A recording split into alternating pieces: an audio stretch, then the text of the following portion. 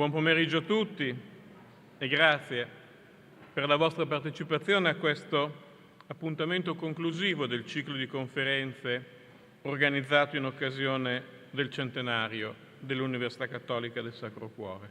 È certamente una splendida conclusione con i relatori di questa sera.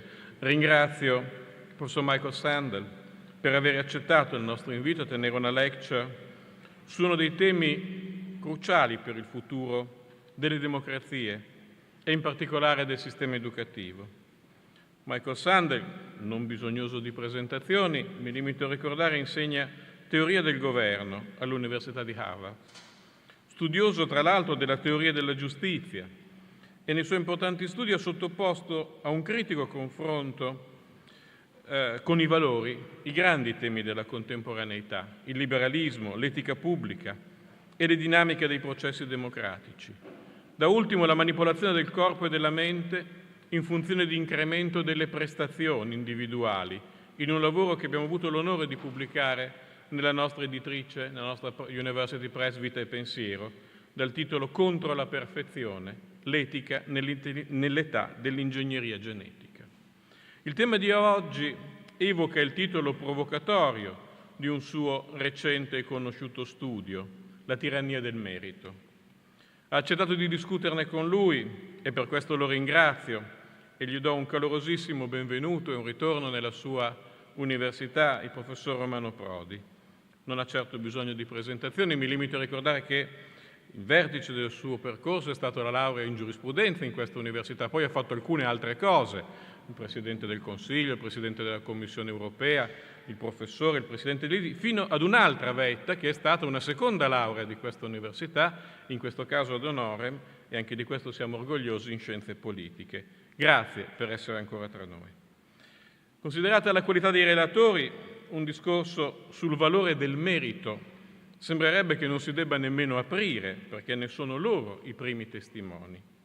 Eppure il libro del professor Sandel ha il coraggio di svelare talune inconfessate ambiguità del funzionamento della nostra società e dei nostri sistemi informativi e ha posto in luce questioni cruciali, come emerge a partire già dalla definizione dei concetti centrali sui quali il libro si focalizza.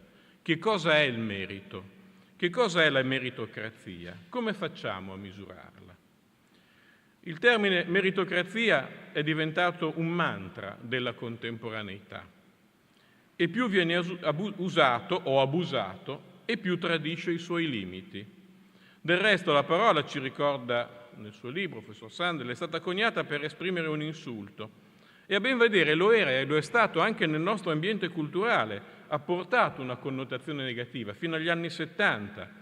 Un'ombra di disvalore si proiettava sulla idea della meritocrazia, che poi è tornata in auge con la ripresa dell'individualismo degli anni '80. E in fondo questa ombra di critica si raffaccia sulla base di una profonda riflessione nell'articolata analisi del professor Sandel. Perché del merito si può discutere in senso critico? Con la sua consueta franchezza ce lo fa notare anche Papa Francesco, quando dice che cito, la meritocrazia affascina molto perché usa una parola bella, il merito, ma siccome la strumentalizza e la usa in modo ideologico, la snatura e perverte.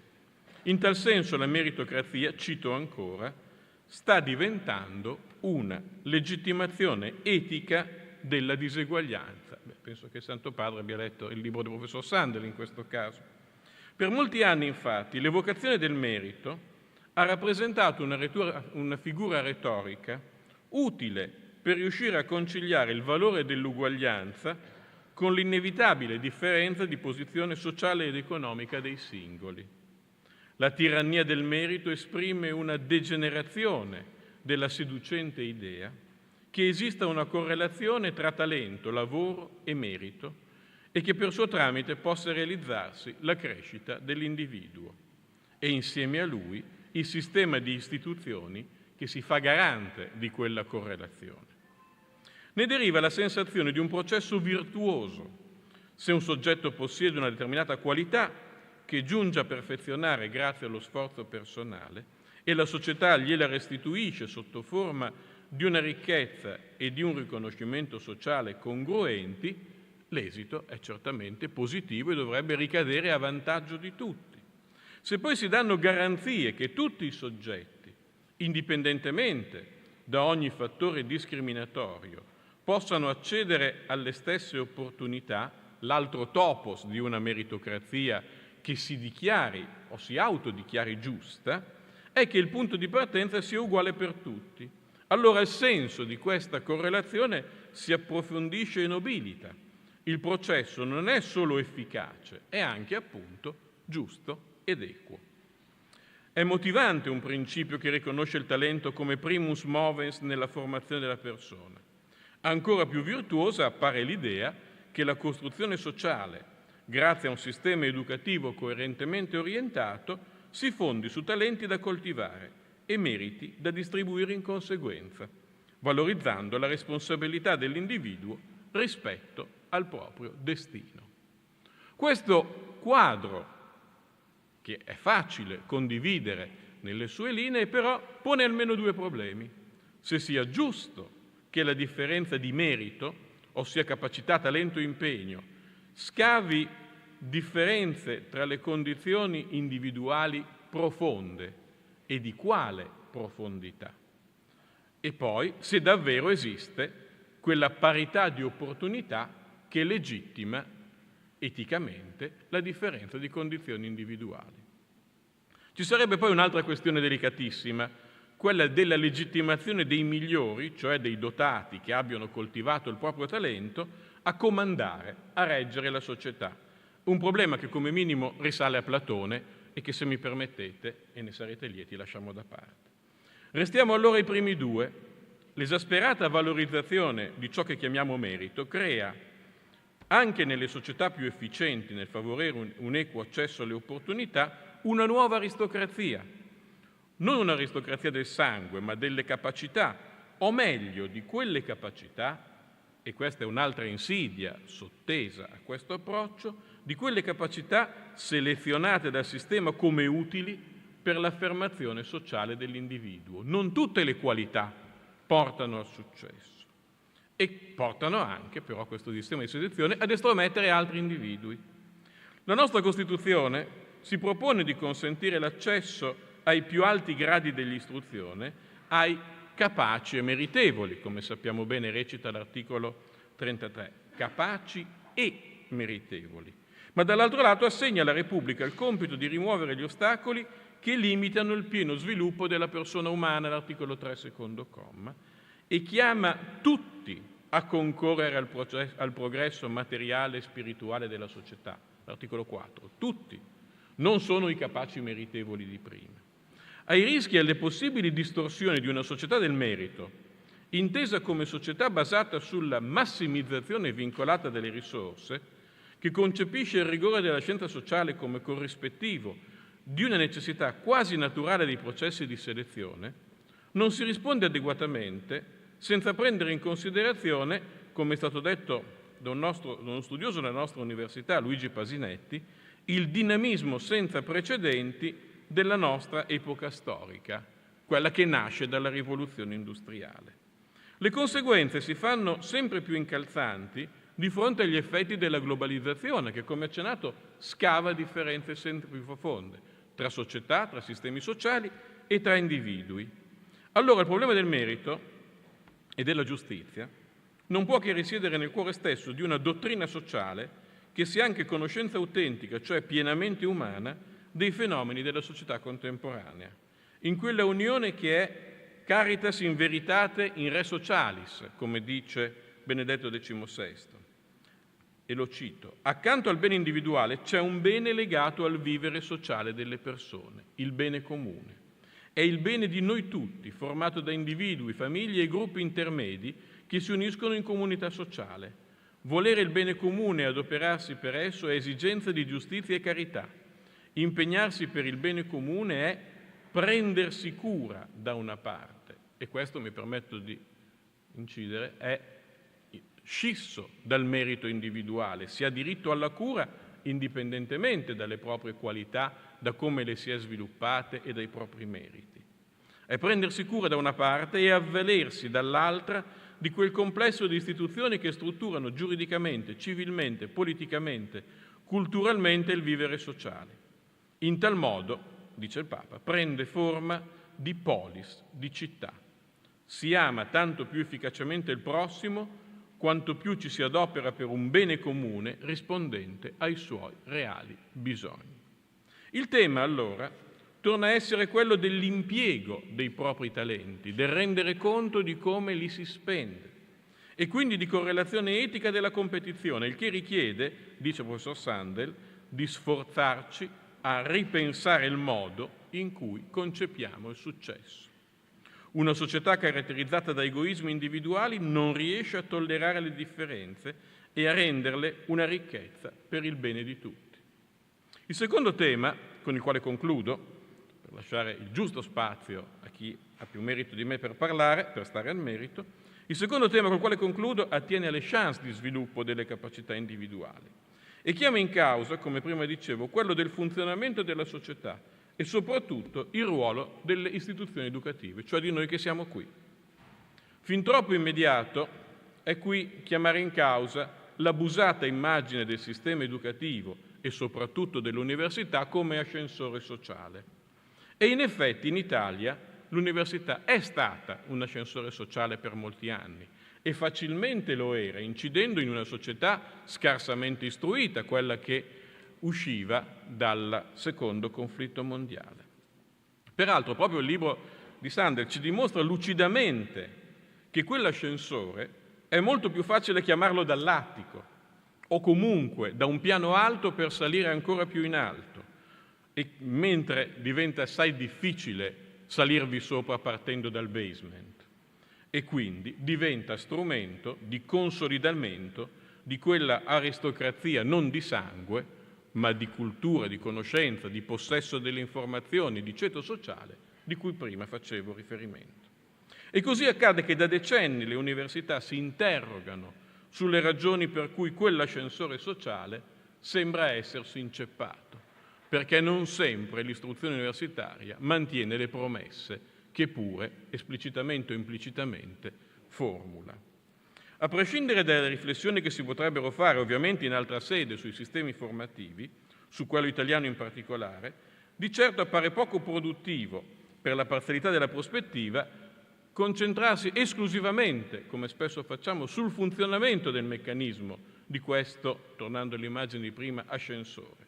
Ci siamo per tanto tempo e ancora continuiamo a farle. Ci chiediamo quale ingranaggio abbia smesso di funzionare, quale meccanismo sia meno efficace. Ma per capire questo fenomeno occorre considerare che l'ascensore non sta sospeso nel vuoto, sta dentro un edificio. E se l'edificio cambia, se le strutture si torcono, se vacillano, l'ascensore si ferma. Allora forse il vizio non è solo dell'ascensore, ma della struttura che attraversa.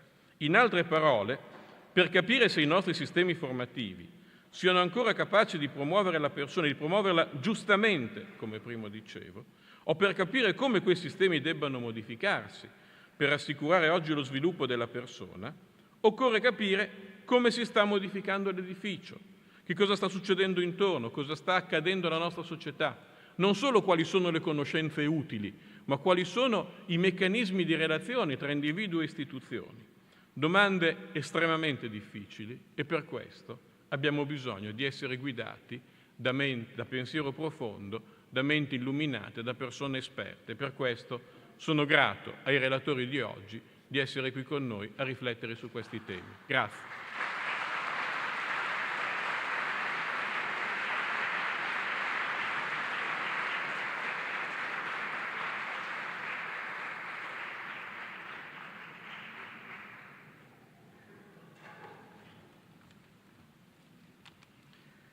Thank you, Rhetoric and Ellie.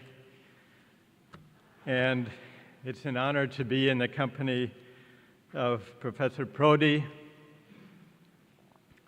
And it's an honor to help celebrate the centenario of this university a university that cultivates the life of the mind and of the soul and brings both to bear on the challenges of our time.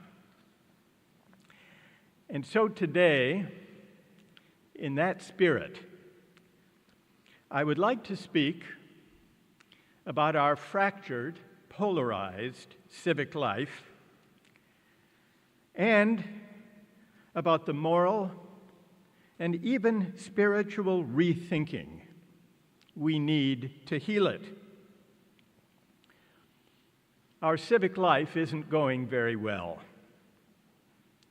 For decades, the divide between winners and losers has been deepening, poisoning our politics, setting us apart.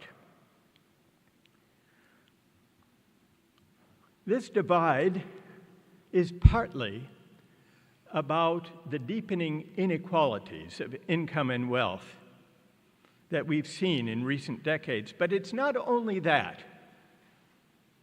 It's also about the attitudes towards success that have accompanied the deepening inequalities. Those who've landed on top during this period of globalization, those who've landed on top have come to believe that their success is their own doing, the measure of their merit, and that they therefore deserve all of the rewards that the market showers upon them, and, by implication, that those who struggle, those left behind, must deserve their fate as well. This way of thinking about success arises from a seemingly attractive principle. The principle is this: if everyone starts out with an equal chance, then those who succeed deserve the rewards their talents bring. This principle, this familiar and attractive principle, is at the heart of the meritocratic ideal. Now, meritocracy in many ways is very attractive.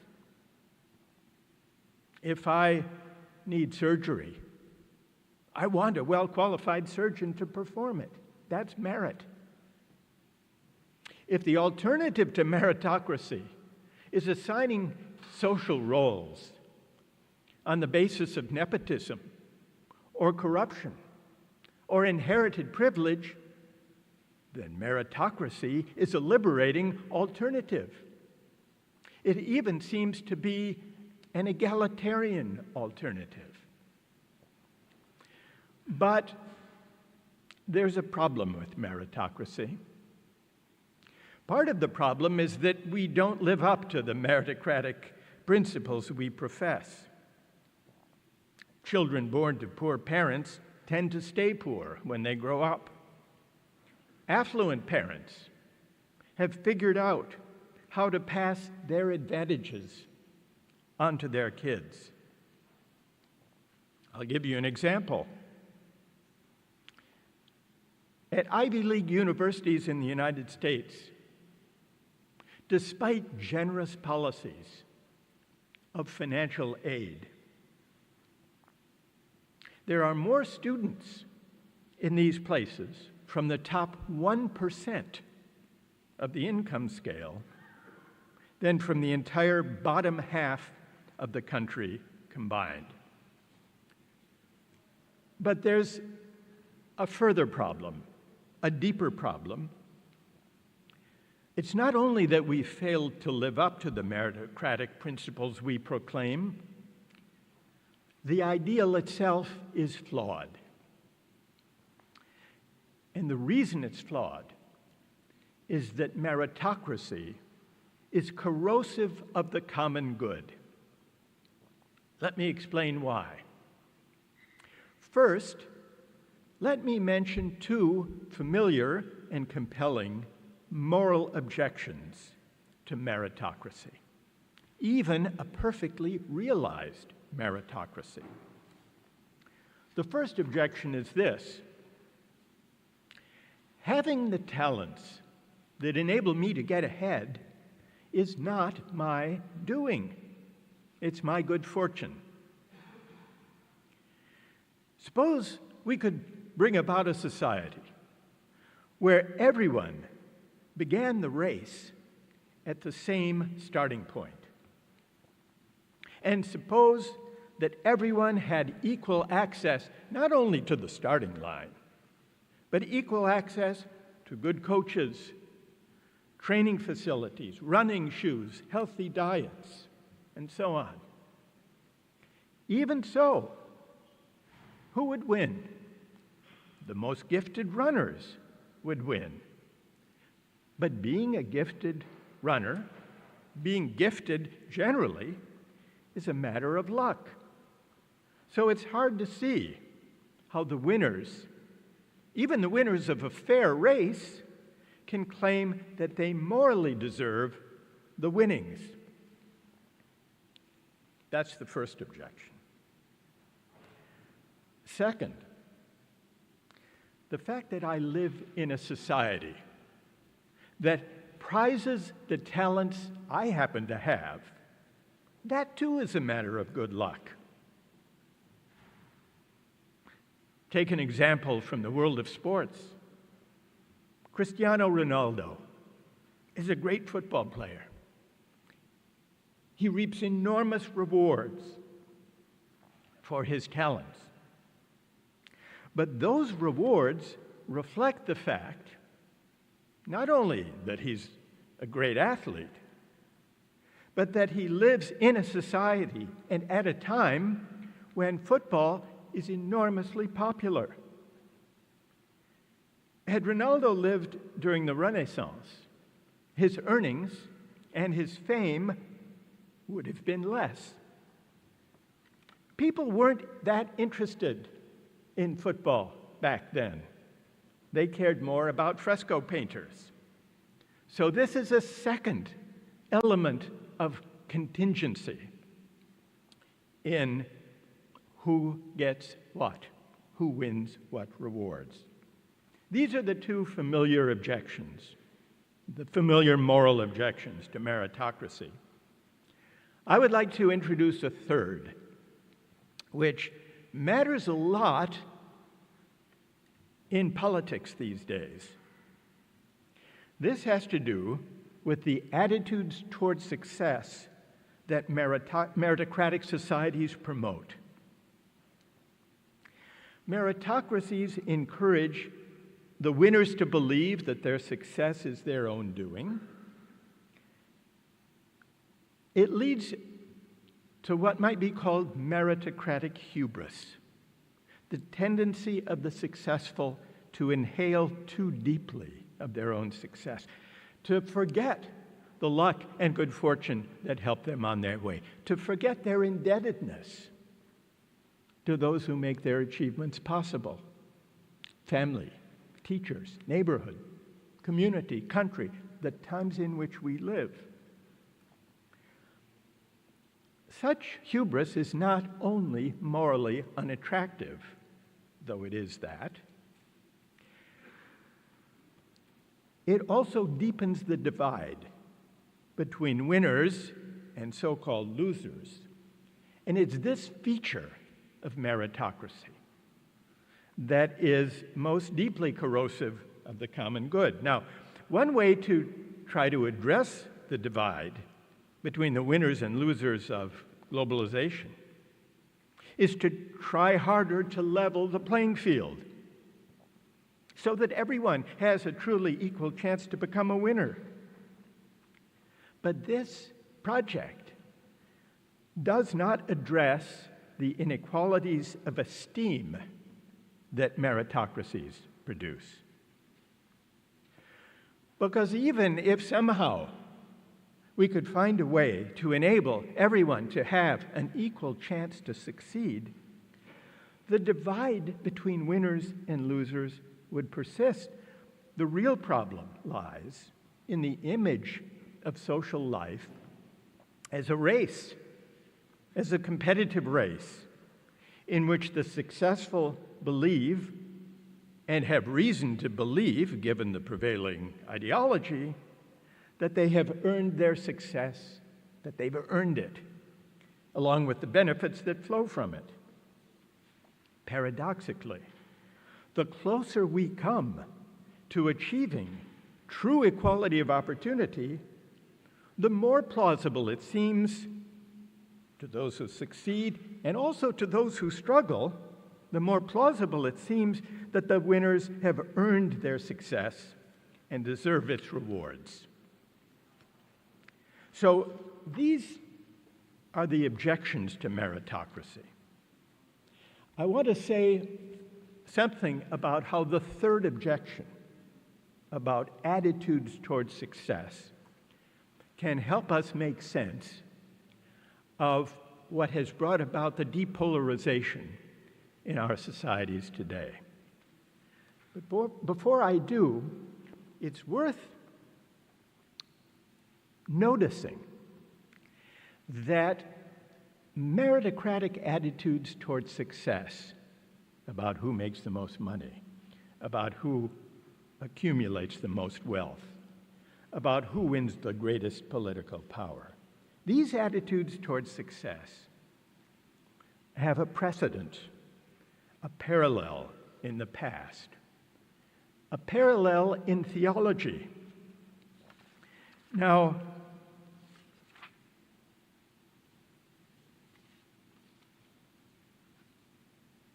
the idea that our fate reflects our merit, this idea runs deep in the moral intuitions of Western culture. Biblical theology teaches that natural events happen for a reason. Favorable weather, a bountiful harvest are divine rewards for good behavior. Drought and pestilence are punishments for sin. When a ship encounters stormy seas, people ask, who on the crew has angered God? That's the natural question. Now, from the distance of our scientific age, this way of thinking may seem innocent and outmoded. But this way of thinking is not as distant as it first appears. In fact, this biblical theology of merit is the origin of our temptation to meritocratic thinking. It reflects the belief that the moral universe is arrayed in such a way that aligns prosperity with merit and suffering with wrongdoing. And this isn't so far from the contemporary view that wealth signifies talent and hard work, and that poverty must signify laziness. Now, we can see this if we recall the book of Job. Job was a just and righteous man who was subjected to unspeakable pain and suffering, including the death of his sons and daughters in a storm. And as Job is mourning the loss of his family, his friends, if one can call them friends, insist that he must have committed some egregious sin. And they press Job to imagine, to remember what that sin must have been. This is an early example of the tyranny of merit. Assuming that suffering signifies sin, Job's friends compound his pain by claiming that in virtue of some transgression, Job must be to blame for his suffering. And although he knows he is innocent, Job shares this assumption. He shares this theology of merit. And so he cries out to God, asking why he, as a righteous man, is being made to suffer. What's God's answer? When God finally speaks to Job, he renounces the meritocratic assumption that Job and his companions share. Not everything that happens is a reward or a punishment for human behavior. That's what God proclaims from the whirlwind, you remember? All rain is not for the sake of watering the crops of the righteous, nor is every drought for the sake of punishing the wicked. It rains, after all, in places where no one lives, in the wilderness, over the oceans, places that are empty of human life. Creation, God seems to be telling Job, is not only for the sake of human beings. The cosmos is bigger, and God's ways more mysterious than the anthropomorphic, meritocratic picture suggests. So God confirms Job's righteousness, but chastises him for presuming to grasp the moral logic of God's rule. This represents a radical departure from the theology of merit that informs the books of Genesis and Exodus. In renouncing the idea that he presides over a cosmic meritocracy, God asserts his unbounded power and teaches Job a lesson in humility. Faith in God means accepting the grandeur and mystery of creation, not expecting God to dispense rewards and punishments based on what each person merits or deserves. Now, this question of merit reappears in Christian debates about salvation. Can the faithful earn salvation through religious observance and good works? Or is God entirely free to decide whom to save, regardless of how people live their lives? Now, the first option seems more just, because on this first option, God is bound to reward goodness and to punish sin. But theologically, it posed a problem, because it calls into question God's omnipotence. If salvation is something we earn and therefore deserve, then God is bound, so to speak, to recognize our merit. Salvation becomes, at least partly, a matter of self-help, and this implies a limit to God's infinite power. That's the problem with option one, the first picture. The second option, viewing salvation as an unearned gift, affirms God's omnipotence, but raises a different problem. If God is responsible for everything in the world, he must be responsible for the existence of evil. But if God is just, how can he allow suffering and evil he has the power to prevent? So if God is all-powerful, the existence of evil seems to imply that he is unjust. Theologically, it isn't so easy to reconcile the ideas, well, these three ideas, that God is just, that he is omnipotent, and that evil exists. One attempt to resolve this difficulty is to attribute free will to human beings. This shifts responsibility for evil from God to us. If, in addition to laying down the law, God gave each of us the freedom to decide whether to obey or disobey it, then we are responsible if we choose to do wrong, and those who act badly will deserve whatever punishment God metes out. The suffering that results would not be an evil, it would be just punishment for human transgression. This was the solution offered by the 5th century monk Pelagius. But this solution, as you know, generated fierce opposition, not least from Augustine. For Augustine, attributing free will to humans denies the omnipotence of God and undermines the significance of his ultimate gift, the sacrifice of Christ on the cross. If humans are so self-sufficient that they can earn salvation on their own through good works and performing sacraments, then the incarnation, it would seem, becomes unnecessary. Humility in the face of God's grace gives way to pride in one's own efforts.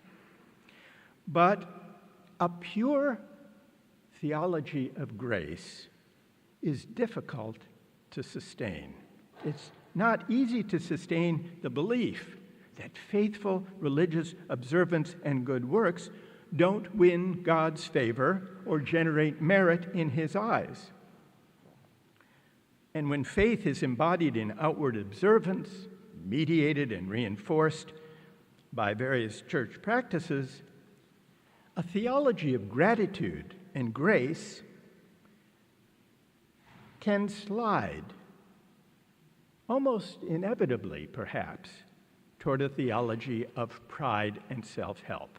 At least this is how Martin Luther viewed the Roman Church of his time, 11 centuries after Augustine had inveighed against salvation by merit.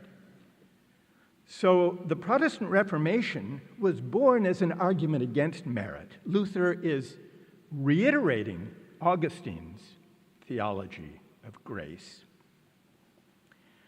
arguing that salvation is wholly a matter of God's grace, that it can't be influenced by any effort to win God's favor, whether through good works or the faithful performance of rites.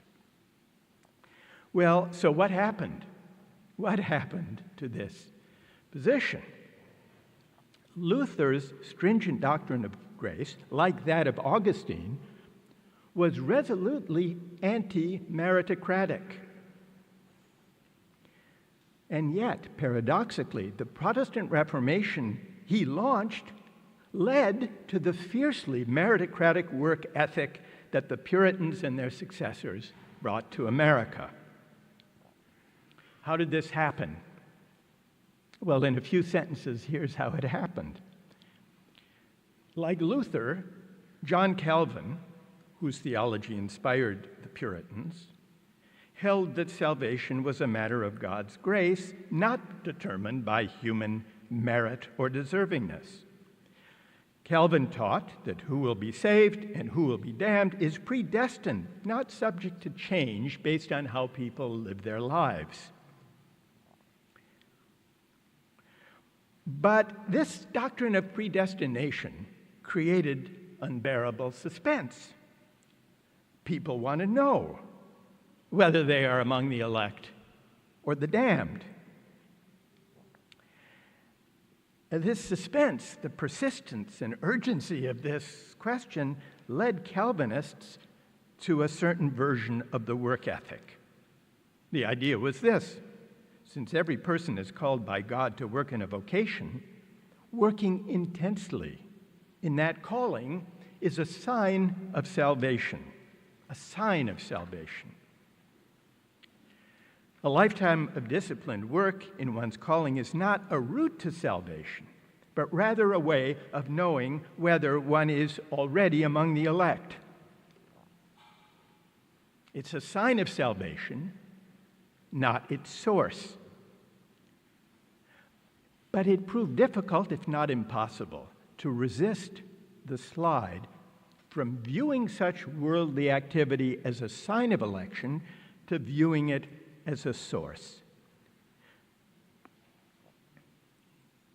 Once I am encouraged to infer from my good works that I am among the elect, it's hard to resist the thought that my good works have somehow contributed to my election. As the Calvinist notion of work and a calling evolved into the Puritan work ethic, it was hard to resist this meritocratic implication, the idea that salvation is earned and that work is a source, not merely a sign of salvation. So the Protestant work ethic ends up promoting an ethic of self-help and of responsibility for one's own fate that's congenial to meritocratic ways of thinking. Now, for Augustine and for Luther and for Calvin and for the Puritans. Debates about merit, of course, were debates about salvation. For us, debates about merit are mainly about worldly success. We want to know, did the successful earn and therefore deserve their success, or is prosperity due to factors beyond our control?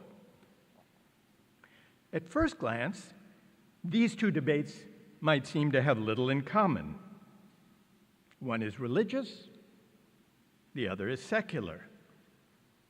But on closer inspection, the meritocracy of our day bears the mark of the theological contest from which it emerged.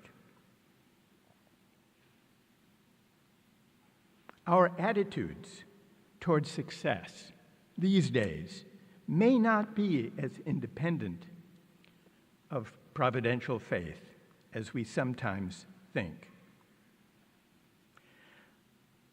The conviction that those who succeed deserve their success.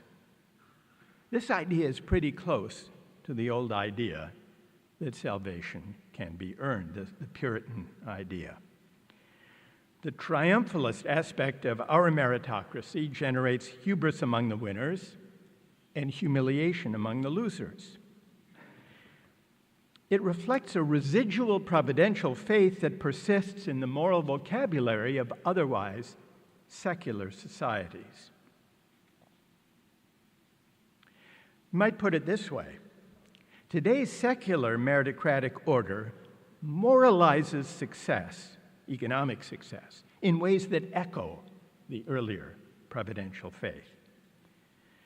Today, the successful do not claim, or at least most do not claim, that they owe their power and wealth to divine intervention. They claim that they rise thanks to their own effort and hard work, that their success reflects their superior virtue. But here there's a powerful parallel. This triumphalist aspect of meritocracy is a kind of providentialism without God, at least without a God who intervenes in human affairs. The idea is that the successful make it on their own, but their success attests to their virtue. This way of thinking heightens the moral stakes of economic competition. It sanctifies the winners, and it denigrates the losers.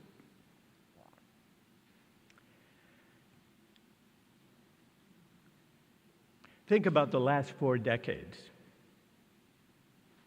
During this time, the meritocratic way of thinking about success gained prominence in public discourse, even as neoliberal globalization brought widening inequality. These two tendencies, it seems to me, are connected. It is as if the winners of globalization want more than the winnings. They want to believe, and they want other people to believe, that they deserve the outsized share of income and wealth that 4 decades of deregulation, financialization, and neoliberal economic policies have brought them. Just over 100 years ago, the German sociologist Max Weber observed this. He wrote, "The fortunate person is seldom satisfied with the fact of being fortunate. Beyond this, he needs to know that he has a right to his good fortune. He wants to be convinced that he deserves it, and above all, that he deserves it in comparison with others. He wishes to be allowed the belief that the less fortunate also merely experience their due." Weber was reflecting on the religious conviction that success is a sign of God's favor and that suffering is a punishment for sin. But a century later, proponents of neoliberal globalization saw market success as a vindication of merit. One economic advisor to President Obama put this boldly. He said, one of the reasons, this is not Obama, but an advisor, one of the reasons inequality has probably gone up in our society is that people are being treated closer to the way that they're supposed to be treated.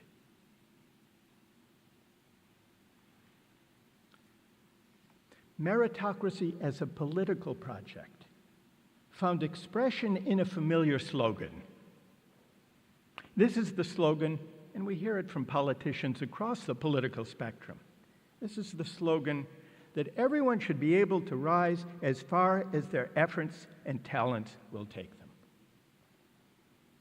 I call this the rhetoric of rising.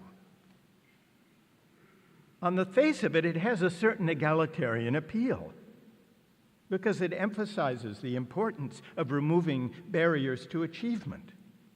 Whatever your family background or class or race or religion or gender or sexual orientation, you too should be able to rise as far as your talents will take you. And few would disagree. But despite its seemingly egalitarian impulse, the rhetoric of rising entrenched rather than challenged inequalities of income and wealth.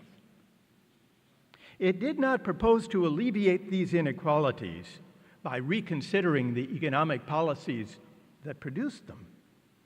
Instead, it offered a different solution: individual upward mobility through higher education.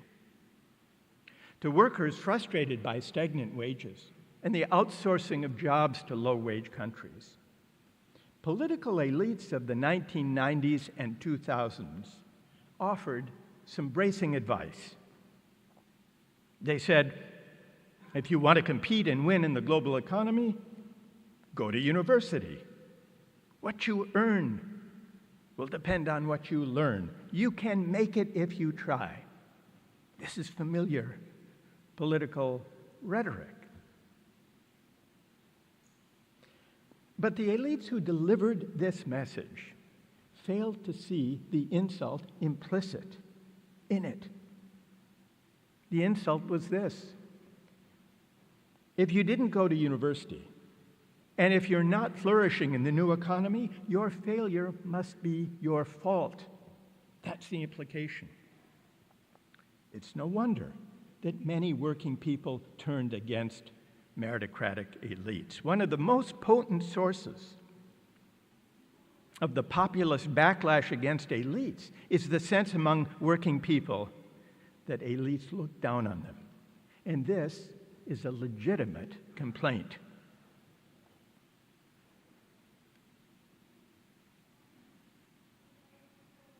Those of us who spend our days in the company of the credentialed can easily forget a simple fact. Most people don't have a university degree. Not in the United States, not in Italy, not in most countries in Europe. So it's folly to create an economy that makes a university diploma a necessary condition of dignified work and a decent life. So what should we do? We need to rethink three aspects of our civic life: the role of universities, the dignity of work, and the meaning of success. We should begin by rethinking the role of universities as the arbiters of opportunity in market-driven meritocratic societies. We have converted, in the age of meritocracy, we have converted universities too often into sorting machines for a meritocratic society. But this distracts universities from the intrinsic goods that universities should serve, which is not only conferring the credentials and defining the merit that the market will reward, but also providing space and intellectual and moral provocation to invite students to reflect on what's worth caring about and why. in the company of great philosophy, literature, classics, theology of the past. That's what universities are for. Being a sorting machine for a market-driven meritocratic society threatens to crowd out, or so it seems to me, this intrinsic good that universities should serve. What about the terms of our public discourse? Here it seems to me we should focus less on arming people for a meritocratic race and focus more on debating how we can make life better for those who lack a diploma but who nonetheless make essential contributions to our society through the work they do, the families they raise, and the communities they serve. We should put the dignity of work at the center of our politics. We should remember that work is not only about making a living, it is also about contributing to the common good and winning recognition, social recognition and esteem for doing so. We easily slip into the assumption that the money people make is the measure of their contribution to the common good. But this is a mistake. It would have us believe that the social contribution of a hedge fund manager is 1,000 times or 900 times greater than the social contribution of a nurse or a school teacher, or for that matter, a physician treating COVID patients. And even the most committed defenders of unfettered free market capitalism would be hard-pressed to make that claim.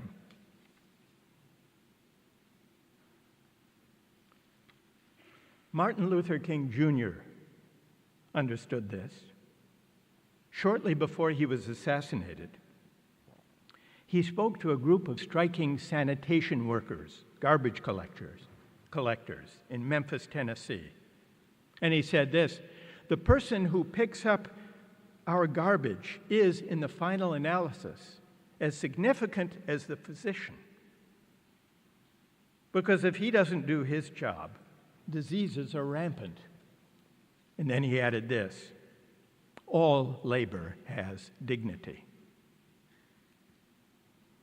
Today's pandemic makes this clear. It reveals how deeply we rely on workers we often overlook. I'm thinking of delivery workers, warehouse clerks, grocery store employees, truckers, nurse assistants, childcare workers. These are not the best paid or most honored workers in our societies. But during the pandemic, we began to call them essential workers, key workers. We applauded for them, do you remember, at the end of the day?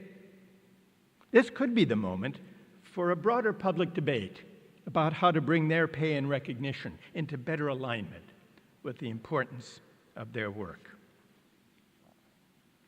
Finally, we need to reconsider the meaning of success, and this involves a moral, even a spiritual turning. Merit began its career as an empowering idea, as the idea that we can, through work and faith, bend God's grace in our favor. The secular version of this idea made for an exhilarating promise of individual freedom. Our fate is in our hands. We can make it if we try. But this vision of freedom is flawed. It points us away from the obligations of a shared democratic project. Because a shared democratic project requires that we experience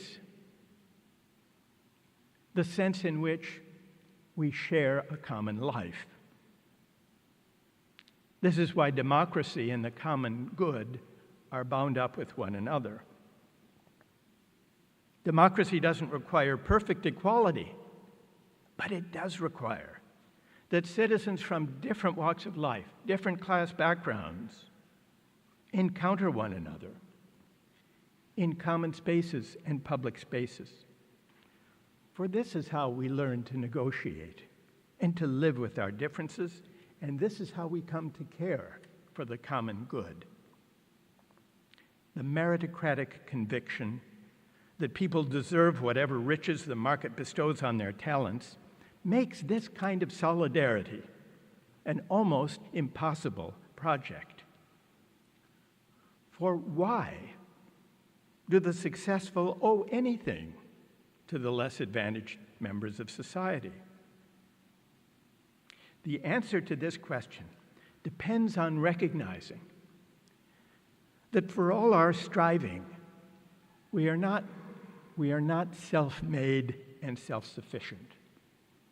Finding ourselves in a society that prizes our talents is our good fortune, not our due. A lively sense of the contingency of our lot can inspire a certain humility. The humility that enables us to say and to feel, there, but for the grace of God, or for the accident of birth, or for the mystery of fate, go I. That person could be me. Such humility could be the beginning of the way back from the harsh ethic of success that drives us apart.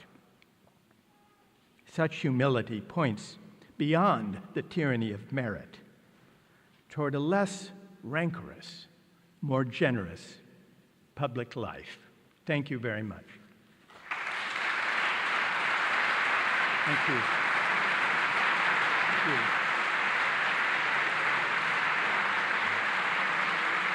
Thank you so much.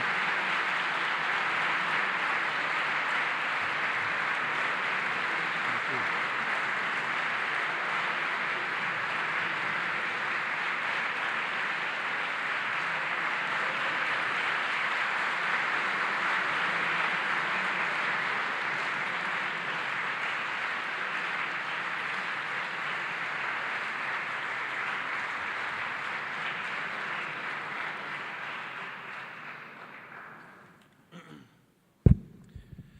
Ringraziamo il professor Sandel per la sua inspiring lecture e ringraziamo il professor Prodi ancora una volta per essere qui e lo inviterei a lasciarci e condividere con noi le suggestioni che gli ha dato questa lezione che abbiamo ascoltato.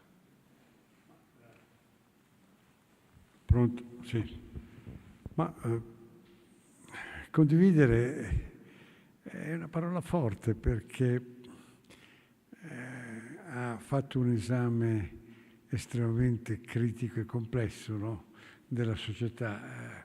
In fondo io sono cresciuto e noi siamo tutti cresciuti con l'esaltazione del merito, anche perché siamo nati con la critica della società chiusa e quindi che solo il merito poteva scoperchiare questa società. E giustamente il professor Sandel ha messo in rilievo quali sono stati i limiti di questo scoperchiamento, di questo cambiamento della società.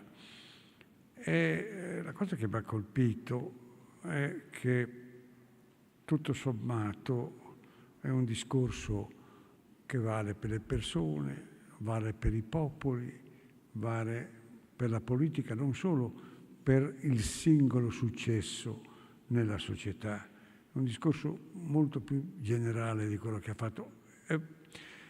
Il messaggio che ho ricevuto è benissimo, il merito ha scomposto certe rigidità, poi è diventato uno strumento di sopraffazione lui stesso.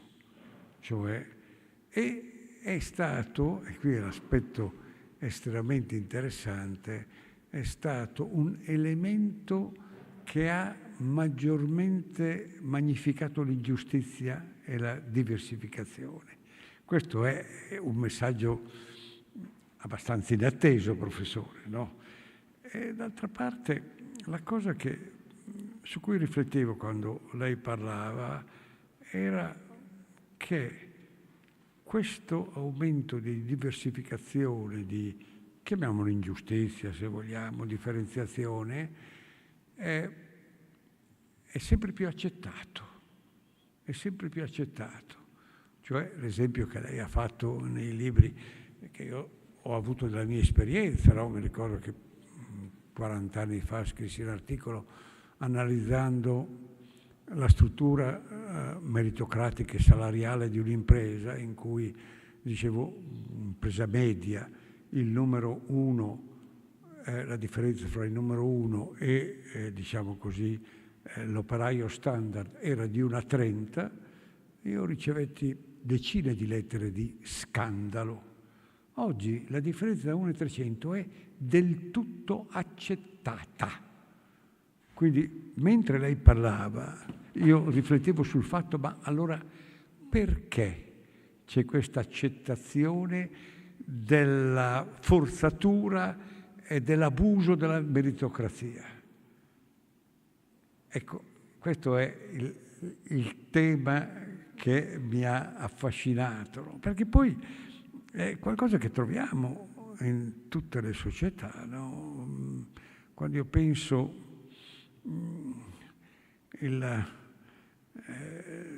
una società che in teoria è meritocratica come quella cinese, perché nella classe dirigente ci sono gli 80 milioni di iscritti al Partito Comunista, quindi c'è un intero universo. Poi quando vado ad esaminare le singole persone trovo che una buona metà sono figlie del piccolo numero, vengono chiamati i principini, sono i figli del piccolo numero di coloro che avevano plasmato la società. Allora dico, come facciamo a uscire dalla trappola della meritocrazia? Che cos'è che ci fa uscire? Indubbiamente è la vita di comunità e io ritengo il grande problema che la democrazia abbia abusato della meritocrazia sia proprio il crollo delle categorie intermedie, dai sindacati, dai partiti, quello che è tutta una formazione, diciamo così, di crescita collettiva, di cui le democrazie si sono depauperate. E io credo che la meritocrazia sia stato proprio un sostituto di questo impoverimento, non essendoci altro criterio, ne è rimasto il criterio individuale e a posteriori, come ha detto lei nel suo discorso, si è dato un significato sacrale, no? Quasi dicendo sono qui al vertice perché ho ricevuto un dono da Dio, perché sono... E all'inverso l'umiliazione di coloro che non sono riusciti, che sentono questo come propria colpa e non come un fatto. Ecco, indubbiamente quello che mi fa pensare è come facciamo a liberarci da questo, perché professore è un sentimento dominante, cioè ancora nel linguaggio comune la meritocrazia ha un significato positivo. Quindi tutti i suoi discorsi che lei ha fatto di analisi critica sono perfettamente giusti, rigorosi, ma urtano contro una comune opinione che dice ma con che cosa lo sostituiamo, no? Con che cosa lo sostituiamo? Perché ho trovato che poi l'alternativa, quella dell'eredità o finanziaria o politica, è indubbiamente una cosa... Io negli aneddoti, cioè negli avvenimenti della mia vita, riguardo al problema meritocrazia o struttura della società, io non posso dimenticare un episodio per me impressionante, no? Quando ebbi occasione a una celebrazione, quando c'era stata una fusione fra la Daimler tedesca e la Chrysler americana, una fusione un po' poi fallita, poi chiusa, no? Ci fu una celebrazione al Museo Ferroviario di Washington, una bella cena, in cui parlò il Bush senior, ex presidente di allora, e io feci una controrelazione per l'Italia. E uscendo, Bush con il suo stile e la sua gentilezza mi accompagnò in albergo facendomi sedere dietro mia moglie con sua moglie. Mia moglie scende dall'automobile e dice: ma forse il mio inglese non è così chiaro, ma mi ha detto che ha 2 figli e non sa quale dei 2 diventerà presidente degli Stati Uniti. Allora, voglio dire, oscilliamo. Come componiamo, professore, la nostra società di fronte a questi eccessi, a queste cose? Ecco, nell'opinione comune... If I could just interrupt. Yes. The more capable of the two did not make it. No. This is partisanship. Correct? Ma capisce, questo tocca il problema profondo dell'organizzazione della società, no? Della necessità di non avere il divismo nella società, no? Di non avere, e questa invece necessità che la gente comune ha di avere l'idolo, di avere il punto di riferimento. Qui il problema della democrazia funzionante è il problema fondamentale, perché, ripeto, altrimenti la meritocrazia diventa uno strumento, ecco, il minor male, se questo è il modo semplice di esprimermi, il minor male rispetto ad altre forme di selezione che noi abbiamo nel mondo. Ecco. Questa è la riflessione non risolta che ho leggendo le sue splendide riflessioni su questi temi.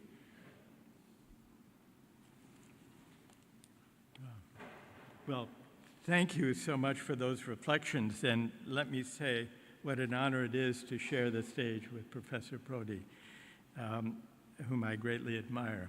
You know, when you mentioned that you wrote about the ratio of CEO pay to the average worker being 30-1, and people were outraged. Today, it's in the United States, it's more than 300-1, and people are not outraged. 300-1. 300-1. And the reason I think is that elites, political elites, financial elites, economic elites have persuaded themselves and to some degree the public that the rewards the market dispenses reflect their merit, their superior merit. And insofar as they have succeeded in making that case, they have disabled or undermined any attempt to address the widening inequalities. So to go back, Professor Prodi, to a remark you made at the beginning, this is why meritocracy, which seemed to be a path to equality, today actually reinforces and rationalizes inequality because it undermines the idea that the CEO deserves to make 300 times more than the average worker. If he deserves it, then what basis is there for seeking greater equality? This leads to the politics of our time, which is center-left and center-right parties who have responded to the growing inequality by telling working people to improve themselves by getting a university degree. They've lost credibility. Center-left parties, let's talk about center-left parties in particular. They've alienated the working class voters who once constituted their base, which is why in the United States, the Democratic Party has become, by 2016, the Democratic Party in the United States had become more attuned to the values, interests, and outlook of the professional classes, the well-educated classes, the credentialed classes, than to the blue-collar working-class voters who once, back to the New Deal, who once constituted the primary base of support of the Democratic Party. And something similar has happened in many social democratic parties throughout Europe. Look at the condition, for example, of the Socialist Party in France. Look at the condition of the Labour Party in Britain. The vote for Brexit, like the vote for Trump, was sharply divided along educational lines. Those who did not have a university degree voted in Britain to leave the European Union, and those with an advanced degree voted to stay. In the United States, white voters without a university degree voted overwhelmingly for Trump, and those with advanced degrees voted for Hillary Clinton. I have a question for you. You have a long experience in politics and reflecting on politics. Yeah, not because of merit, but by chance. By chance.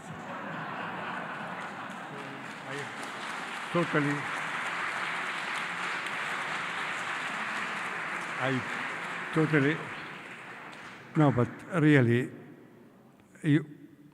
you subdue, sorry, I speak Italian. In questo c'è però il problema di come se puoi correggere con l'intervento pubblico queste cose. Cioè vai dentro al discorso della politica, perché è chiaro che merito e mercato nella opinione generale convergono, no? Cioè li possiamo usare come similitudine, uno in economia e uno nella politica o nella vita. Il problema a questo punto diventa il problema della politica, cioè è chiaro che a un certo punto c'è l'ammirazione per il merito, poi quando questo si fa maffia, no? Diventa un raggruppamento, c'è la reazione generale e allora ad esempio partiti, in questo caso di sinistra, vengono accusati di arroccarsi nel centro della città, mentre gli altri vengono lasciati fuori, cioè salta fuori sempre il problema della differenziazione fra chi è in alto e chi è in basso, chi governa e chi è governato. E il problema lo si risolve con dei legami intermedi in una società, insomma, no? Per la società più paritaria uno può... la battuta è che quando nei luoghi in cui sono nato, se uno in piazza urla presidente, tutti si voltano perché ognuno ha qualche presidenza, dalla bocciofila fino all'associazione mutilati e così via. Il problema è di costruire delle società in cui ci sia una forte partecipazione, perché è chiaro che nessuno di noi ha la minima attitudine di aderire al criterio opposto dell'uguaglianza imposta dall'alto e così via. No? Quindi il problema di trovare questo equilibrio è il problema della società democratica.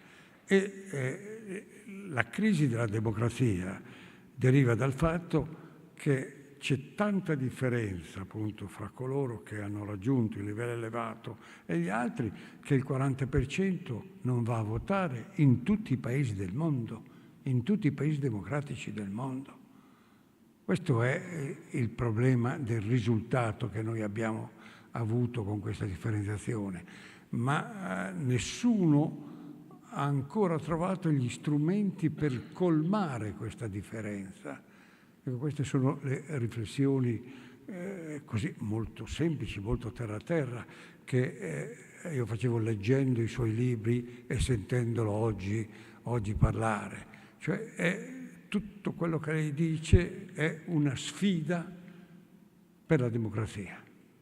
È assolutamente una sfida per la democrazia, non solo economica, ma di partecipazione, di coinvolgimento, di diversificazione della società e così via. Ecco. E nessuno è riuscito ancora a darne una soluzione abbastanza completa e quindi prendo questa formidabile e giusta critica che mi ha aperto tante, ma ho anche bisogno che ci siano qualche sperimentazione di una che io chiamerei articolazione democratica, insomma. Okay. Shall I reply, or would you like to? No.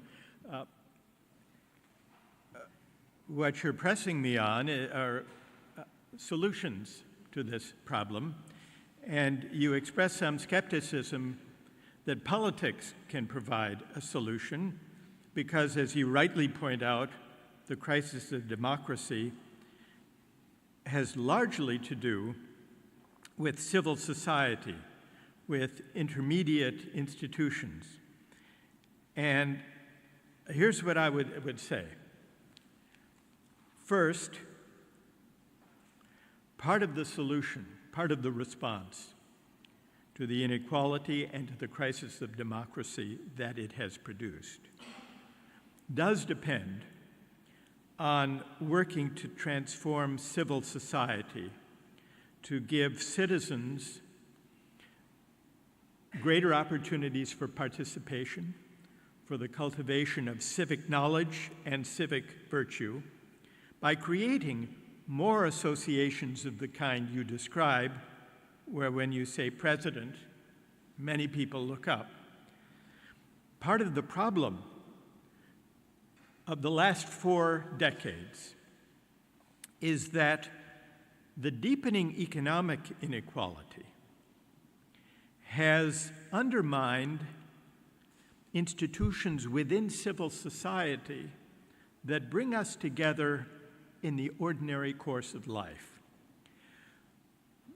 As the divide between rich and poor deepened,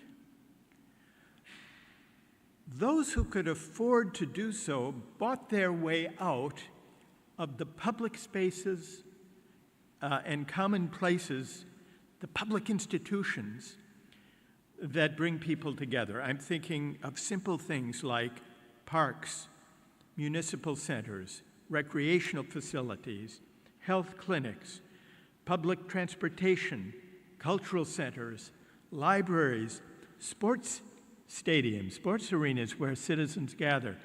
Now, in a healthy democracy, the civil society includes an associational life and a civic life where people from different class backgrounds and different ethnic and religious backgrounds encounter one another. Social media makes this even worse because it reinforces the privatized narrowing of experience, of civic experience. so that we only receive news feeds and hear the opinions of people with whom we already agree. So we do need to transform civil society in order to save democracy, but not only that. Here's where we may differ in a matter of emphasis or a nuance. I don't think we can leave politics aside. You observed, and I agree, that merit and market have converged. But this convergence is not a fact of nature that just happened. It has a political dimension to it. Political parties and politicians, mainstream parties and politicians, over 4 decades, embraced a version of neoliberal globalization, unfettered capital flows across borders, deregulation of financial industries, outsourcing of jobs to low-wage countries that led to the inequality that we see, that led to financial crisis, that led to a bailout after the financial crisis that helped those on top but left ordinary citizens struggling with austerity for a very long time. So the tendency of merit and market to converge and be confused, our tendency to allow markets to define what contributions to the economy and to the common good matter most, that was a political choice. That was a political choice to outsource moral judgments about social value to markets. And that political choice was bound up with the embrace, it seems to me, of the project of neoliberal globalization. But there's hope in that. You may feel it's a harsh judgment on mainstream parties and politicians of the last 4 decades. You'll tell me if you think so, if I'm being unfair. But it means that if there was a politics to this confusion of merit and market, then there can be a political response to try to disentangle, to reclaim for democratic citizens and public debate the question of social value, the question of how we should value and how we should honor and reward the contributions that different people make to the common good. What do you think? Yes, but you are describing the perfect mixture, of this society.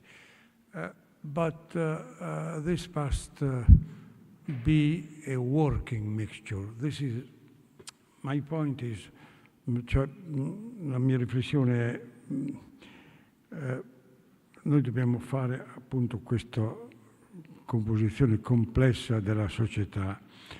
Il problema poi è come questa possa funzionare in modo efficiente, con 2 problemi. Primo, che queste diverse forze si scontrano fra di loro e si paralizzano.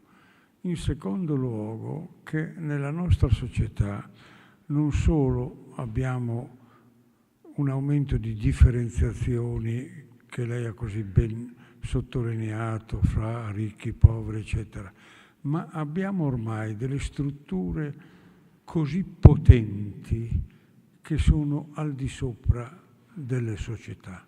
Il fatto nuovo che noi abbiamo adesso, queste grandi imprese di rete, Google, Apple, Amazon, stanno dominando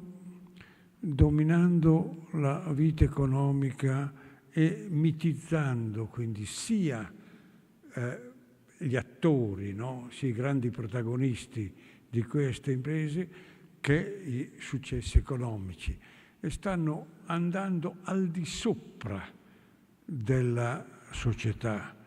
Cioè, io sono impressionato del fatto che quando studiavo qui, noi studiavamo l'antitrust americano che aveva una forza di equilibrio della società. Oggi non c'è nessuno che metta a rischio la forza di questi grandi protagonisti nuovi. Quando io parlavo con un con parlamentari americani, dicevo, ma insomma ai miei tempi, dai Rockefeller fino alla TNT, si è spaccato, si è arrivato addirittura a demolire non l'abuso della posizione dominante, ma la grandezza di per sé bigness. Adesso nessuno più tocca queste qui, anche perché è cambiata la società. Mi diceva un parlamentare americano, chi è che si attenta ad andare contro Google o Apple quando ha a casa i suoi figli gratis, tutto il giorno ci vivono dentro perché questi ricevono le loro remunerazioni in modo diverso. Cioè abbiamo questi cambiamenti della società, però rendono difficilissimo l'uscita della definizione meritocratica come una buona scusa per definire le cose. Ecco. E nello stesso tempo però qui abbiamo, se noi vogliamo avere una società democraticamente più composita, eccetera, abbiamo una società che per definizione corre meno in fretta. Allora, la grande sfida cinese, che per me è la materia più di riflessione, io 20 anni fa, quando avevo l'incontro con i presidenti cinesi, loro avevano una certa devozione, una certa stima per la democrazia. Cioè volevano rimanere comunisti, intendiamoci, stavano benissimo, ma avevano rispetto. Da 7 anni in qua, da quando è arrivato Xi, che è la tesi diversa, dice: voi con la vostra democrazia che è complicata, eccetera, non venite incontro ai bisogni della gente. Riassumono dicendo: you don't deliver, non consegnate. Noi consegniamo e quindi tutto il mondo verrà verso di noi. E difatti c'è un'evoluzione di questo tipo. Quindi il problema nostro è proprio che la società meritocratica alla fine ci dà quella quell'efficienza autoritaria che ci permette di sfidare. Una società più democratica ha molto più complesse le decisioni e viene messa più in crisi dalla grande sfida cinese che c'è. Ecco, questo è l'altro aspetto non individuale ma globale della sfida complessa che c'è ora in corso. Well, this is a new kind of challenge that you put to me, Professor, because at first, when you were speaking about efficiency and the difficulty of finding a solution that would be efficient, there I thought you were, I believe you were speaking about the close connection between merit and market mechanisms. And my response to that would be to say that the market faith that has governed for the past 4 decades has claimed to be efficient. That's been part of its claim. But you need the government. Well, what? You need the government. Well, they claim to be efficient, but how efficient really has the global economy of the past 4 decades been? We were told, to take one small example, that creating distant supply chains and outsourcing work to the lowest wage country would be efficient because we could then import cheaper consumer goods and we could use the savings to improve our standard of living. And those who got the work in the low-wage countries, it would be efficient for them because they would lift their standard of living, lift people out of poverty. But then came the pandemic, and we wondered about the efficiency of that solution because we discovered suddenly When we needed masks because there was a pandemic, we didn't produce any. We didn't have in the United States any factories that any longer could produce masks because we imported them all from China, who needed them for themselves. When we needed life-saving drugs of various kinds, we realized we don't produce most pharmaceuticals anymore. They are produced in China, India, South Africa, Brazil. And that created a kind of vulnerability that led us to rethink the efficiency of global supply chains, to say nothing of the disruption in global supply chains that we are experiencing now, even before this war, as a result of the pandemic. Efficiency was the argument made by those who opposed regulating derivatives. Do you remember? No, it's much more efficient if we have financial innovation on Wall Street.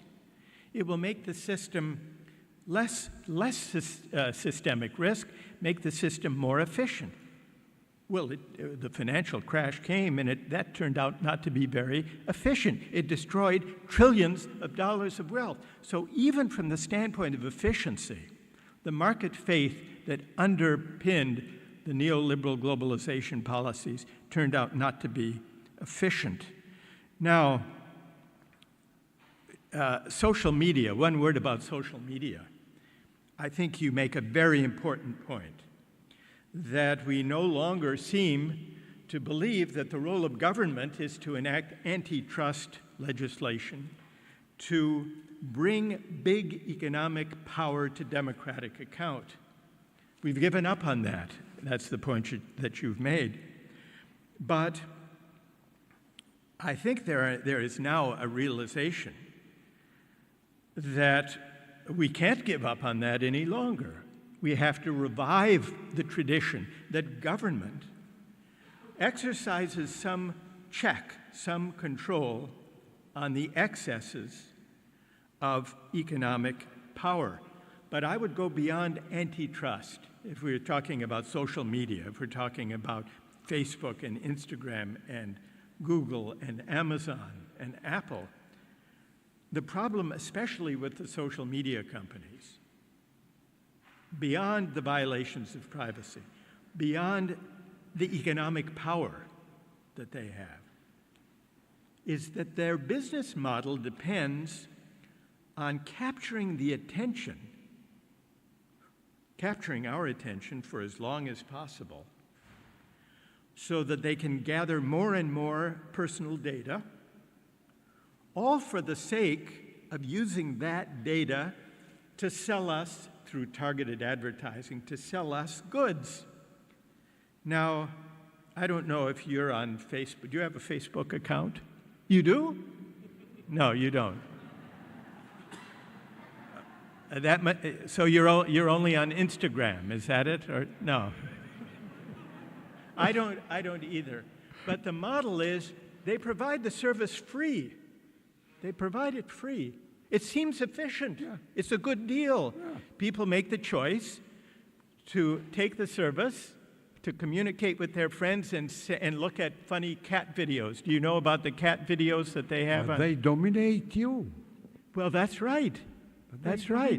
You. So what seems to be free and what seems to be economically efficient and rational turns out to be corrosive of democratic life, yes, but also damaging even to the attention span, the ability to pay attention and to direct our own attention of young people as human beings.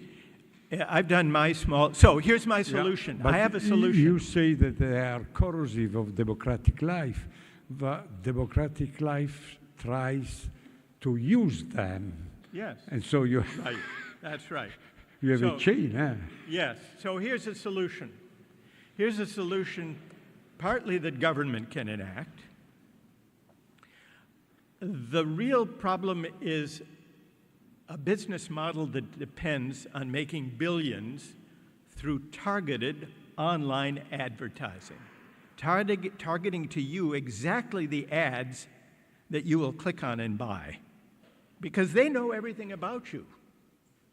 And so how about enacting a tax, a heavy tax, on all targeted online advertising, or even better, banning targeted online advertising to force these companies to provide their service, if they want to provide it, by subscription, rather than by capturing your attention and selling you stuff. That's my solution at the level of government. And there have been some legislation proposed in the US Congress that would do versions of this, not a complete ban, but a tax or a partial ban.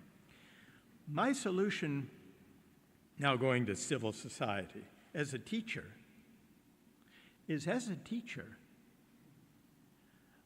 I have to be able to command the attention of my students, ideally to direct that attention to important things, to reading Plato, for example, and trying to figure out what he meant and whether he was right or wrong.